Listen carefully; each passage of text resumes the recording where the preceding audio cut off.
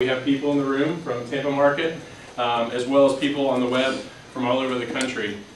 So anyway, we're going to go ahead and get started today. We're going to talk about a fairly confusing topic, but one with a tremendous amount of potential to help businesses save money and improve the quality and reliability of their IT.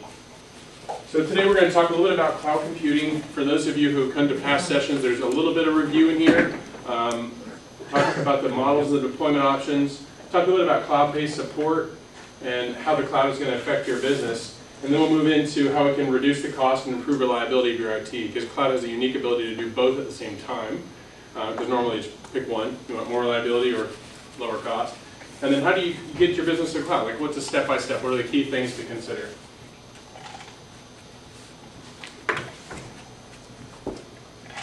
All right. So, start off with a little trivia question. Which of the following represent cloud computing? Multiple virtual servers on fewer physical servers in your office. Your servers are in someone else's data center. Your virtual servers are running in someone else's physical environment. Some of your applications, like QuickBooks, Exchange, etc., are on someone else's physical servers. Or all of your data and apps are running elsewhere, accessed via a virtual desktop anytime, anywhere. Anyone want to put a guess on the table? Huh? A guess on what? Which of these represents cloud computing? Well, they all do. Anyone have a different answer? That's exactly right. Carlos must have come to this before. Carlos must be an educated client with a great IT support organization.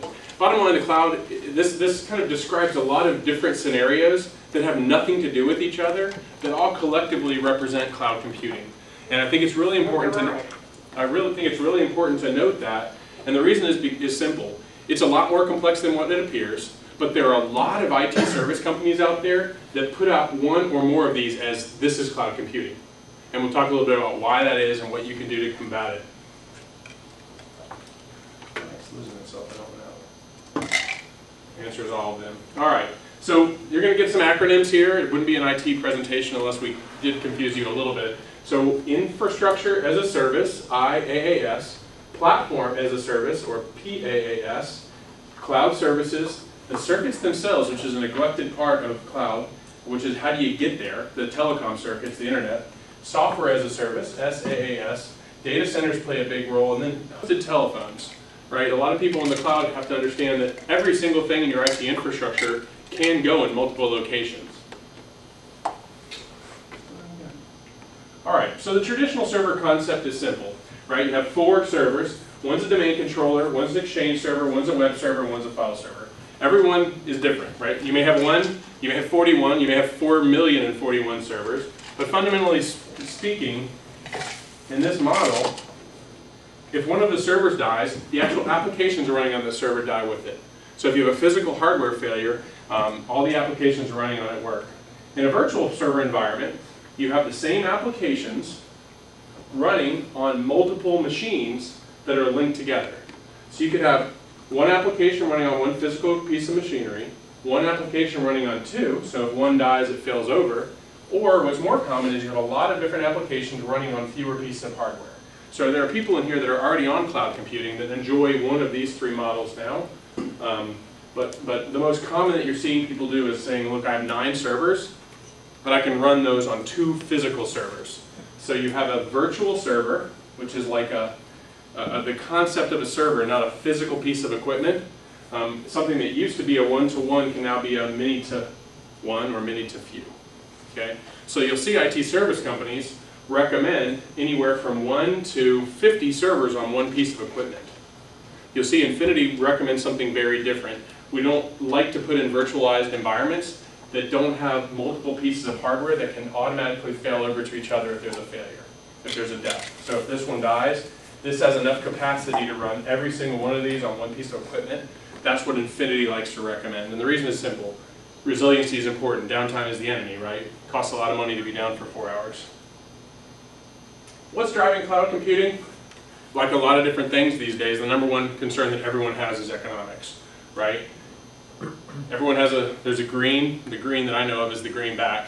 That's what people really care about. It just so happens that a lot of green initiatives, like cloud computing, have an ROI, actually have a financial benefit to your firm.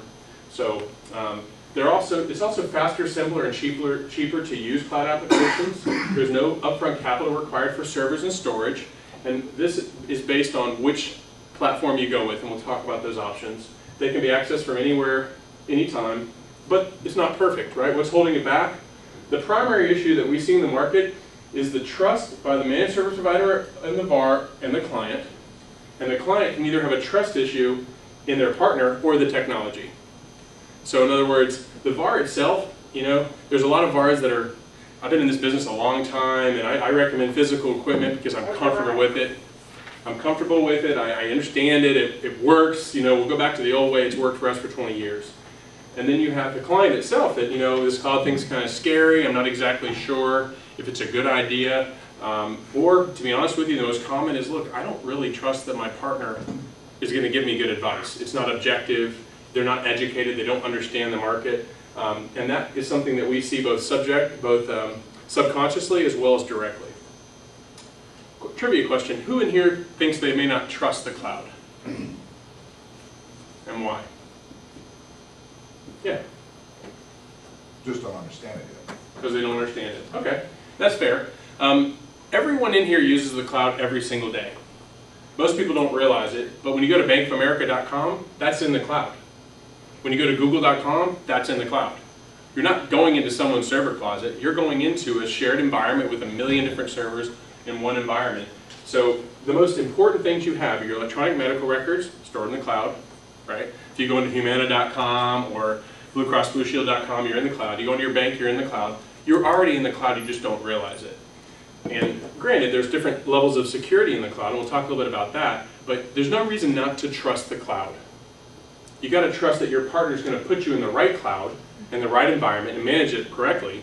But fundamentally speaking, there's no reason to, quote, not trust the cloud.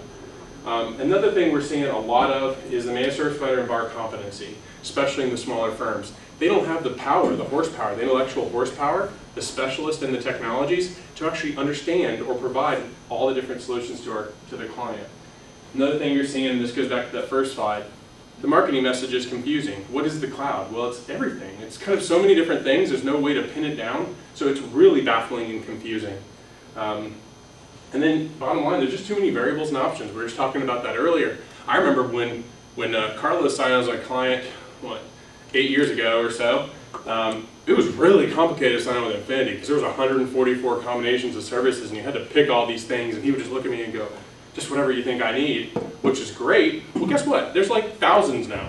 There's thousands of different combinations of services. It's much more complicated, so it is what it is. How does the cloud control costs? First of all, you have some systems that have variable demands. And a good example of that would be AT&T's website. I'm sorry, Apple's website. Do you think it got a lot of traffic over the last few weeks? With the iPhone 4S launch, Steve Jobs' death, right? iOS 5 coming out. Yeah, so that's an environment where maybe normally it runs on 100 servers, but for the last 3 weeks, maybe it ran on 500 servers. Guess what? They don't own those 400. They lease space in the cloud, lease capacity in the cloud, where there's websites designed to expand to accommodate multiple servers. You then have startups with unknown demands, and then of course development environments. So to start up, I don't really know what my business is going to look like in a year. Either I'm downsizing or I'm growing. I just, I don't really know what I want, so let me start off with something and then have variable capacity after that. And then of course development environments. A perfect example there is Infinity is doing a lot more software development now. We have development environments and test environments. They don't have to be here, or they don't have to be, have as many technical capacity as some of the other applications, so we can store those there. And then reduce your cost risk. You don't actually buy hardware until you need it. You can lease a server for us on a month-to-month basis. Whereas 8 years ago, I'd laugh. Carlos said, hey, can you just kind of let me borrow your equipment and I'll just kind of run on it, and if I decide I don't like it, and like a month later I'll turn it off? I'd laugh, right? Because I had to spend $5,000 on the equipment, $5,000 putting it in. I can't just let you borrow it. Lowest loaner equipment. And then don't buy for peak capacity. Most servers are only used at 15% of their capacity. So we put servers out there and we build them for potential, or peak, like 8 a.m., everyone turn their computer on at the exact same time, download that initial flood of email. That's what we have to build them for. But guess what? On a normal day-to-day basis, you're only using a very small percentage of your server capacity. How does the cloud allow increased flexibility? Another big way to do that is through cloud services. This is where companies that have IT departments or people who are very competent internally in technology can leverage resources that they don't actually see to actually do some support for them. A great example of that is monitoring, 24/7 monitoring, patch management, antivirus administration. The cloud, or the people in the cloud, if you will, can do that a lot cheaper than the people in the office. And then, of course, the same thing with capacity. If Carlos 8 years ago said, I need a new server, that's like a 4-week project. From the time he says yes, to the time he gets me the check, to the time it's ordered, to the time it's delivered, to the time we burn it in, to the time we build it, to the time it goes to production, that's measured in weeks. In the new world order, I got capacity, technically, and resource capacity on demand. So I can have a server up for him in 1 to 2 months. In the olden days, now it's in minutes. So you tell me to spin up a virtual server, Tony, how long does it take you to spin up a standard server in the cloud? Half an hour. Half an hour. So, but the old day was a month, now it's a half an hour. And that's a bad day. You included a couple of smoke breaks in there or something. All right. What's driving it? Right? Economics. We've already talked about that. Costs are key. But there's also scalability, access to resources on demand. Of course, cost savings is a huge chunk of the people. Reliability and other resources. Reliability is kind of a unique one in that because the cloud is so, I guess, it can't stop. Our cloud, we have multiple clouds, okay, but a cloud environment for us is shared by, let's say, 20 companies, let's say 70 servers on a cloud. Those servers and that configuration has got to be bulletproof because one outage, I get calls like you wouldn't believe. This place is lit up like the 4th of July. We can't afford that. We can't afford downtime. So what we end up having to do is to build servers that you actually physically can shoot and it doesn't stop running. So what ends up happening is that the environment costs you the same or less than it does to have it in your office, but it's actually an enterprise class, Fortune 100 grade environment. So it's very, very different technical components which leads to more reliability. All right, talk a little bit about the different cloud deployment models. What's called a private cloud, we have customers in the room that actually own their own virtualized environment. That virtualized environment can be housed in their server closet or in the data center. And the private cloud is when they own it. So they pay a monthly fee for whatever the server management, and all that. A community cloud is when someone like Infinity builds a cloud. So Infinity's on its 3rd cloud, I guess, or technically 3rd or 4th cloud. Our first cloud was started in 2004. Before there was cloud computing, Infinity was in the cloud computing. Anyway, so that's where we build one that's built for, let's say, 70 servers, and then we just give you 2 of it. We give 20 customers 2 or 3 apiece, 4 apiece. Ta-da, you have a filled up environment. That's a community cloud. So there's a small common denominator for a small community, which would be like Infinity customers. You then have the public cloud, and this is big, and this is where it's really, really cheap. There are a lot of downsides to it. The pro is cost. It's very inexpensive, and then it's very scalable. You could call Amazon and go from 1 server to 400 in minutes or seconds even. You go online and say, I want to raise capacity. And they'll literally, like the Apple website when Steve Jobs died, I bet you they made a 1 call or went online and clicked a button. Next thing you know, they had 500 more servers to meet demands. And then you have a hybrid environment. This is where you really see a lot of people going is some things belong in the office, some things belong in the community cloud, and some things belong in the public cloud. That way you get the best of both of all the worlds. You have the lowest cost, highest quality environment, and it's tailored to the customer and the customer's needs. All right, so pros and cons of the private cloud. You control exactly what gets deployed. The con is physical security. Your environment is typically not as robust as a data center. A lot of people perceive control as the ability to touch the environment. I can go grab my servers. I have a DR plan for it. A customer that I struggle with is the one that's their disaster recovery plan if a hurricane's coming, is that they go in their server room, grab their server, and take it home. I actually have people tell me that all the time, and I'm thinking to myself, if you can do that right now, how many of your employees could do the same thing if they get upset with you? It's like the perception of security is irrational. The one that's the most secure is the one that you can't touch, that requires thumbprints and optical scanning and eye recognition, and it's in a data center that you don't even manage, right? So that's one of the things that's a con to a private cloud. You determine exactly what maintenance cycles are used. Downside is, that's your deal, man. If that server fails, it's on you to replace it. Security is granular and as tight as you can afford to and support. So bottom line, you control it. If you want to allow a 50 gig email attachment, you can do that. It's your cloud. You run that environment. Whereas in a shared environment, You can't really do that, because if everyone's allowed a 50 gig email attachment and 2 people do it at the same time, you're going to shut down your ability to access Outlook or Microsoft Word. And then another big downside, of course, is it's by far the most expensive option. Building a cloud is not a cheap proposition. We have clouds that we put in for $100,000 to $200,000, sometimes more, $250,000. Just couldn't put in an environment. Clouds can be very expensive. Okay. Again, location for a private cloud is usually at your premise. You can control it. You can put it in the data center, but most common is in the office. Cost, it's very expensive. You can lease it or buy it. Maintenance, it's your deal. You own the hardware, you own the software, you own the maintenance. And then security, you have perceived control, but you really have less control than what you would in a normal cloud environment. The biggest control you have is the ability to hire and fire your IT department without any ramifications at all. But most customers know that hiring an IT department, if you get a good one, if you hire an IT service firm, they're going to leave as gracefully as they entered, because it's a really, really small world out there. And quite honestly, we see a lot of boomerang clients. Grass always greener, I saved $100 a month, I'm moving out. Whoa, wait a minute, I'm willing to come back and pay more than I originally did because I miss you guys. Then there's a community cloud, where you have hardware located in the partner's premise or data center. The partner is responsible for security environment. So this is the one that's more like Infinity runs and manages. Cost, I own the hardware. I spent God knows how much, $250,000 on my environment or environments. The software we even own, and we let you borrow it. But you own certain applications. Like if you have a software product like Timberline, for example, you're responsible for providing that software, and it sits in our data center. Same thing with like an Adobe Creative Suite. If you wanted that to run in the cloud, you provide that. We don't really lease it to you. What we primarily lease is Microsoft applications, Citrix, that type of stuff. And then security, you have some input, right? What server password policies you have. We enforce a more robust security environment because of the ramifications of failure. So if you get a virus in there because you have a USB device connected into the cloud from your computer, there's a liability for Infinity and all the other people in the community cloud. So we're tighter than it would be in your environment, but not as tight as we would in larger environments. It's almost always in a hardened data center. So Infinity has 2, one's in Atlanta and one's in Citrus Park.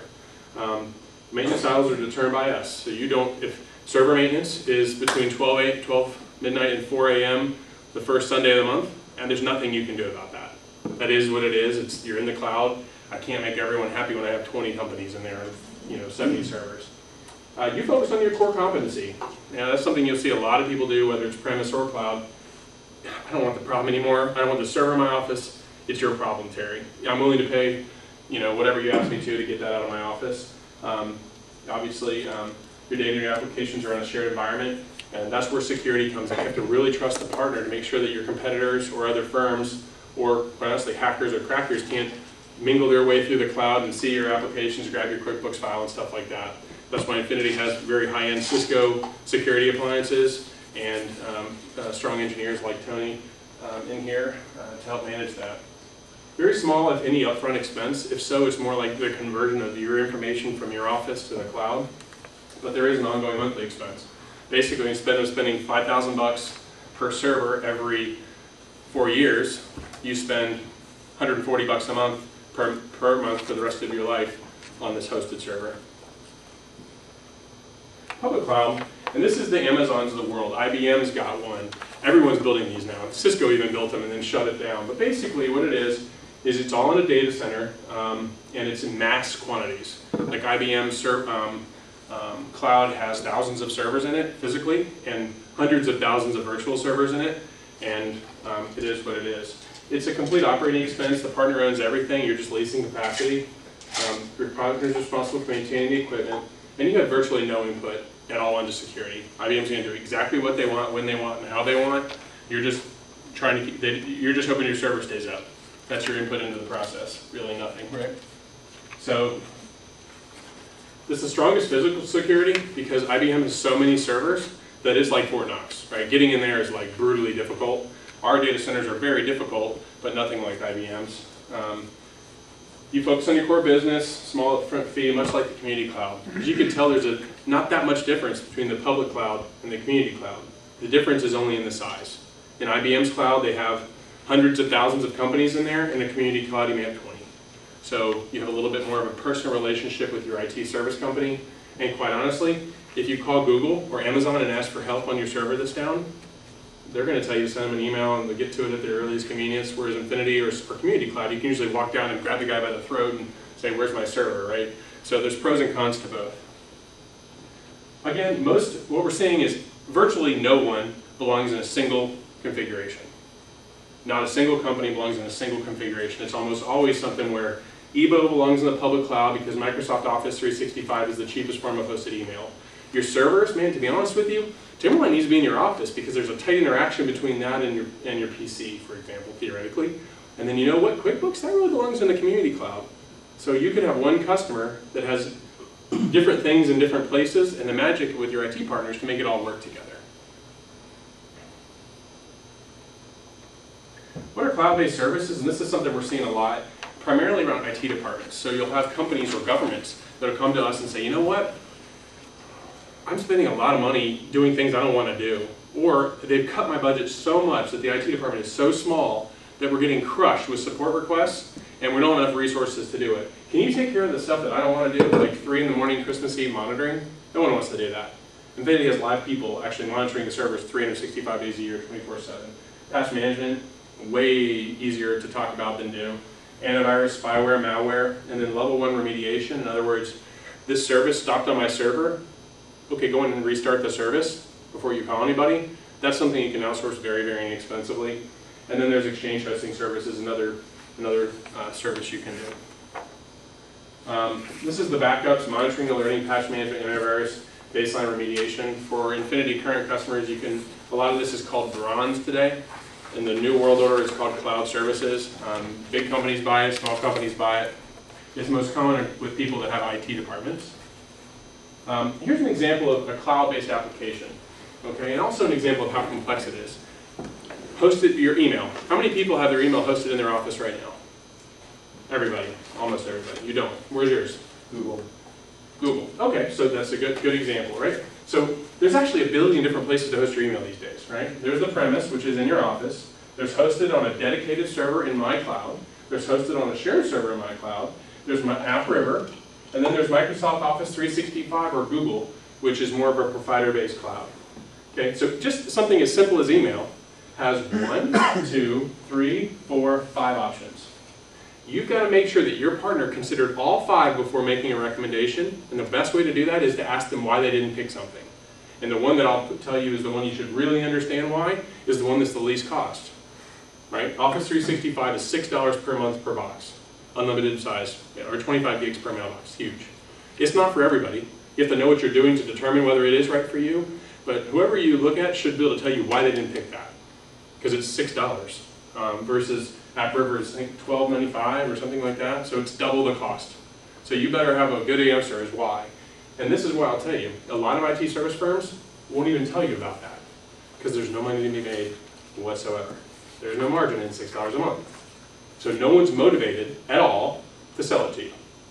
What Infinity has done is take a different tack to it. We believe that, remember there's those 4 options? Some are loss leaders we're not going to make any money on. Down here we may make a lot of money. Overall we're going to keep the customer because we provide the best quality, lowest cost solution there is. That's our business model. That's the decision that we made.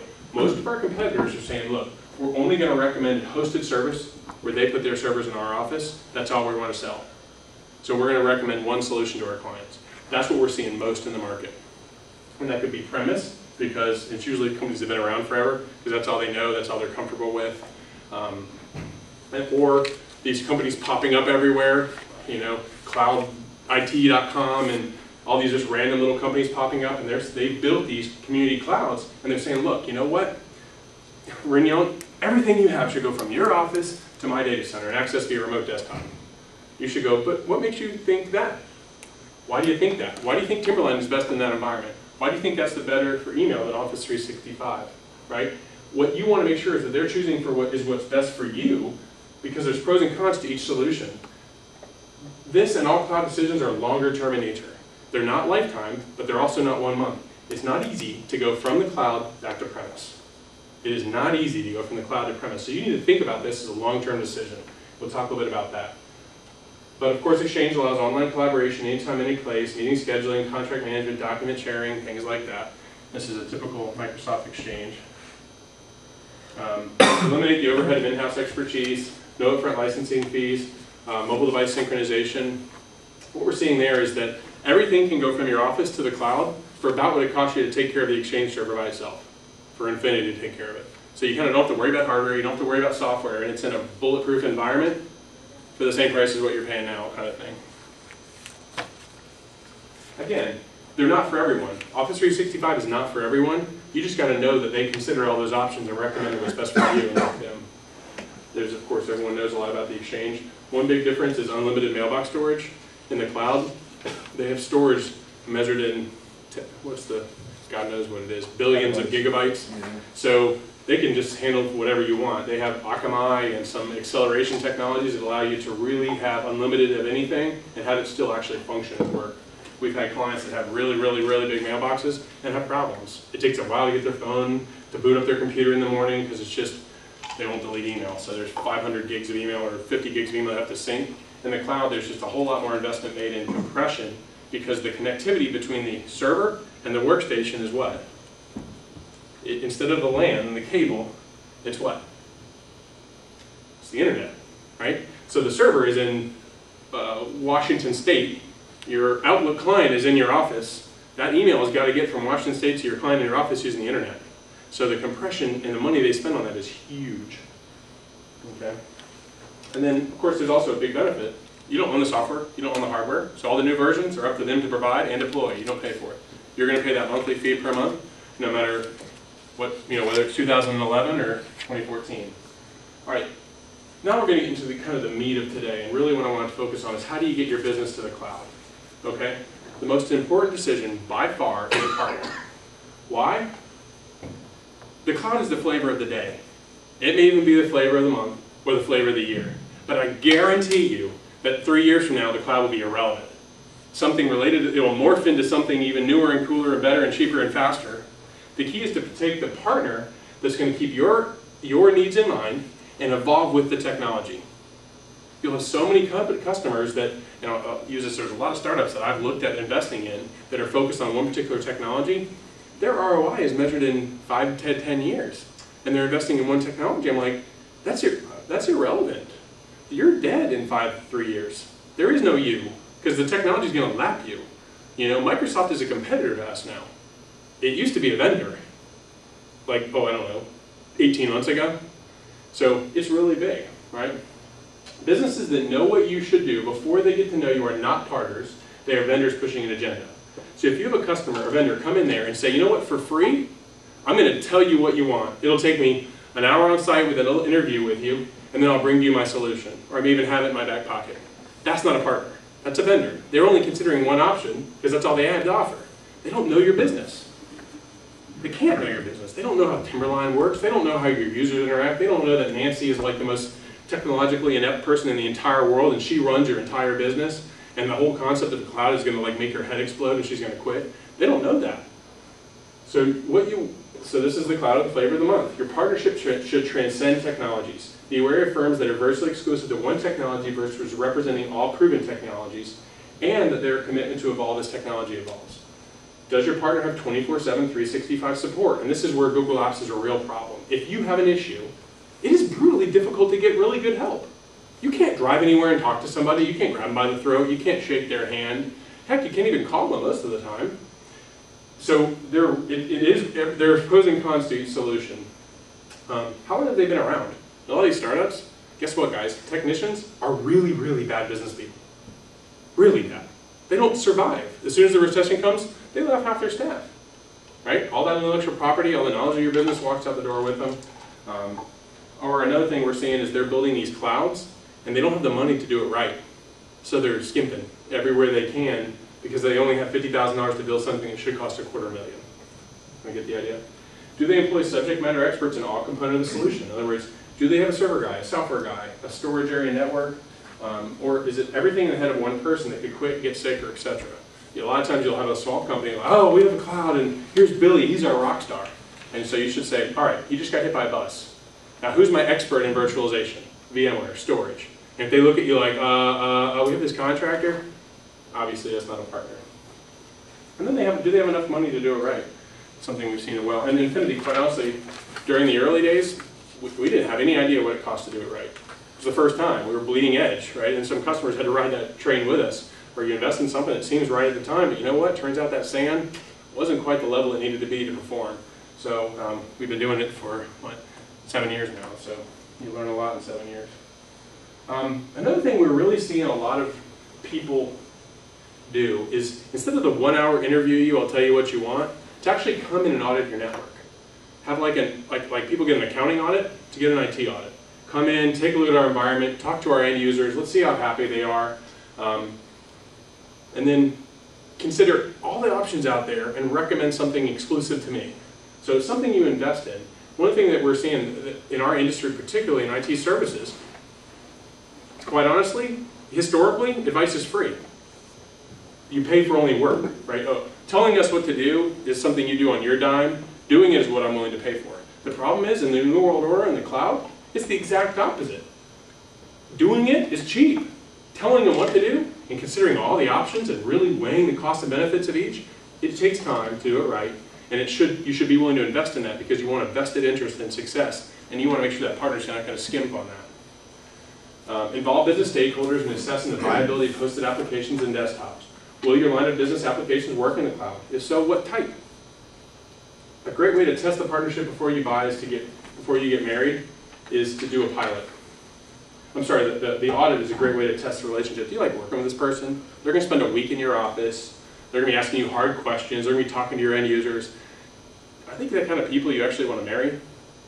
Because so many people in the IT businesses, they'll interview 4 firms for a total of 1 hour each and make their business decision. It's like ridiculous, right? If you think about it, it's a 5 to hopefully 20, 30-year decision. All right, ask questions. What type of clouds were considered and why? Be wary of firms that often give unsubstantiated recommendations. If you can't ask your partner why Office 365 won't work for you, and they can't give you a really, really good answer, like application synchronization between this application and this application requires a thick client, or requires an agent to run, or requires direct LAN level integration. If it's not like that kind of thing, if it's like, oh, I just don't trust Microsoft, baloney. Those are people who don't want to give you recommendations that don't look out for themselves. Become educated about the cloud, your applications, and your network. What should go in the cloud and what should stay on premise? What options exist for the cloud? What clouds are candidates for your business? Get educated. This is not a minor decision. Okay? You want to trust the partner, but you kind of want to know what they're talking about. Technical people have a tendency to babble a bunch of acronyms and big words and scary things and look really confident when they do it, so you trust them. You kind of want to know enough to ask questions. And one thing that we found doing is you may hire another firm to kind of act as a consultant for you during the process. If you don't have an established trusted relationship, let's say you're getting a new firm, you may have a firm that says, look, I'm not going to hire you to do the work, but I want you to help me pick the vendor. Right? If you don't have a trusted partner, that may be a good thing to do. Things to consider to your homework. How new is your hardware and software? To be honest with you, a lot of the move to the cloud, the ROI, the return on investment of doing that, is based on the age of the equipment. If your equipment is 3 years old or more, you really should look toward the cloud. If you just bought it last week and it's all brand new and it's freaking flying and cruising and the latest and greatest, it may be good to delay that or some of that move. Will your line of business where applications run in the cloud? I say that because that's the biggest problem you'll see is you'll have a client that uses QuickBooks like nobody's ever used QuickBooks, and it's a freaking nightmare in the cloud. It doesn't work right. You got to make sure that your applications will run in the cloud. And then you have specific regulatory requirements. HIPAA, right? Your accountant may advise you to retain records for a certain amount of time. You may have requirements around confidentiality or security with your customers, non-competes or non-disclosure agreements. You want to make sure that your cloud is compliant with that. Consider the recommendations of the provider, or develop an RFP based on what you have learned in the unbiased audit. So you do this audit, they tell you what the right answer is. If you're like, you know what, we've been working with this guys for a week, they answered great responses when I asked them why they didn't do things or why they did recommend things. I trust them, move. All right? The ones to not trust are the ones that give you advice without any research. Those are exactly the ones you want to run away from. If you don't like them, you're like, you know what, I trust their solution, but I don't think they're good enough for us. They're not big enough, they're not smart enough. One guy is the only one that knows anything. Then you want to go out and use that as an RFP and say, guys, this is what I want. I want Office 365 for my email. I want a community cloud for my line of business application. And then this one thing, QuickBooks needs to run in my office. So you tell them what you want and then let 5 people compete on price or quality or service, right? But you've become educated. You know what you want. You're not trying to trust people you've never met. And then another thing I've seen is pilot it. Test it. Make sure it'll work before you go live. It's kind of difficult to undo. So once your email's to the cloud and you send a new email from the cloud, that's the only place that email is. So getting out of there is brutally difficult. Whereas, you know what? Before we go live, Carlos, log in there, open up Outlook, open up Word. You like how Timberline works, right? Like, play with it. It's not fully loaded because there's not 20 users on there, but at least you know what? Outlook used to take 2 seconds to come up, now it takes 4. It sounds simple, but you'd be amazed at what key people or decision makers or people who aren't as comfortable in technology, that 2 seconds is the end of the world. Getting out of the cloud is much harder once you go live. Invest in the pilot to make sure you, before you transition. So kind of what you're seeing here is invest in advice and invest in a test. These are the 2 steps that historically in our business are completely neglected. Oh, trust me, it'll work. You're like, you know what? I want to test and I'm willing to pay for it. I want a discounted rate because I'm willing to go with you if it works, but I'm willing to pay for it. All right, summary, cloud computing is the fastest growing part of IT. SMB spending, so this is like up to 100 employee companies, $100 billion on the cloud in just the next few years. Cloud services are an easy way to scale existing IT departments, and then every single business should leverage the cloud. The secret is knowing which cloud to use and how to actually use them. So open up the floor to questions. Yes, sir. Right now, we have a lot of software. Let's just take Excel, for instance. Nick has version 9 on his computer, and I have version 11. And if we want to upgrade, we obviously load it to the individual computer. With cloud computing, are those programs in the cloud, and our PCs, our notebooks simply are just dummy terminals? It depends on what type of cloud you go with. Let me go back to that first slide. All right, so if you're here, if you're at the end of this, where all of your data and applications are running elsewhere, and I'm back at slide, which of the following represent cloud computing for those on the webinar, all of your data and applications are running elsewhere is accessed via virtual desktop anytime, anywhere. The answer to your question is yes, because Word is not even on your laptop anymore. This is huge because of mobile technologies, right? We can make an iPad run like a PC. We can make an Android-powered, what do they call it again? Transformer work like a PC. Well, how would the licensing and partnership work? You rent it. You rent it. We rent the software. So you all have Office 2010. So you're done. And you'll always have the newest version as it comes out. Because you no longer own it. It's not in your office anymore. Just buy however many licenses or rent however many licenses. You think however many people are going to be on that particular software at one time? Or it's actually per named user traditionally. We pay per named user whether you're using it or not. So if you have 10 employees, you'll buy 10. And that will include everything. Support of it, provision of it, the desktop, the software, everything. We can run anything Microsoft plus Citrix.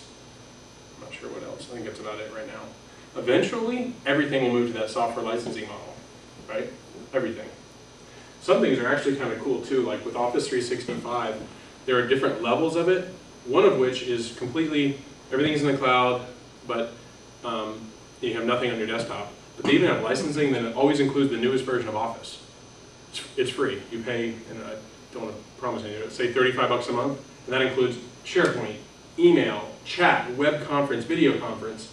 Oh, by the way, and always the newest version of Word on everyone's computer. And the technology around that's changing so much that, does anybody have an iPad or a smartphone? Tell me how new software releases happen. What happens when there's a new version of whatever software you have on your device? Just tells you to update it.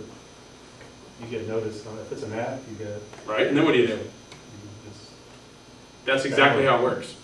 So the new version of Office now is like that. You just click a button and it loads. How freaking cool is that? I remember back in the olden days, there was 27 disks you had to put in there, and it was the end of the world, and it took like 3 hours per computer to run, upload Office. Now you just update the app, and it syncs it, and you're done. Very, very powerful technology. Ed Melody has left the conference. Okay.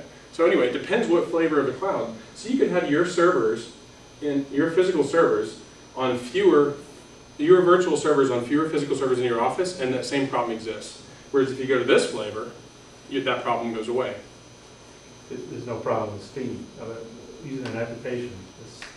Because, right now the application's on your computer. Mm-hmm. It's different. Let's put it that way. It's different. The answer is, it should be almost unnoticeable, but it's definitely noticeable. It's a split second. Again, it's instead of 2 seconds, it's 4. 2 seconds doesn't sound like a lot, but to some people it's the end of the world.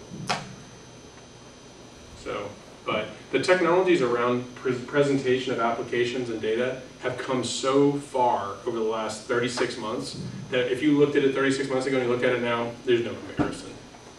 And also, to be honest with you, the cloud, the actual hardware behind it, is so much more robust than it was 3 years ago because all the hardware vendors have caught up with the software vendors. What happened was VMware came out with a software that made it to where 10 virtual servers could run on one physical, and HP is like, oh my God, one server could need 200 gigs of RAM, whereas before, servers would have 5 gigs of RAM or 2 gigs of RAM. It wasn't even thinking that way. But now all the hardware companies have gone on, how many gigs of RAM do our cloud servers hold? 256 on each one. 256 gigabytes of RAM on one piece of equipment. That's more than like 20 servers would have had 5 years ago. So anyway, it's changed quite a bit. Another thing could be this right here. Some of your applications run on someone else's servers. That would also fulfill that need. So you could have Office 365 with Microsoft Office in the cloud that's accessible via your smartphone, your tablet, the computer on the cruise ship you're on, anyone's computer anywhere, and on your desktop, and it's always the newest version. It just depends on the level of subscription you have. So you could do all of your data in the cloud, or some of your data and applications in the cloud. So both of these scenarios would actually achieve that objective. And this is what I kind of mean is, everyone's different, right? He's got this problem. You know what? He's on a software maintenance contract with Microsoft that always gives him the newest version. And his IT department's on an unlimited contract, so he doesn't really care if it takes 30 minutes to update Office. 2 different business scenarios, 2 different solutions, and Infinity is going to be that unbiased recommendation of both. Any other questions? All right, good deal. Thank you very much. Thanks for coming.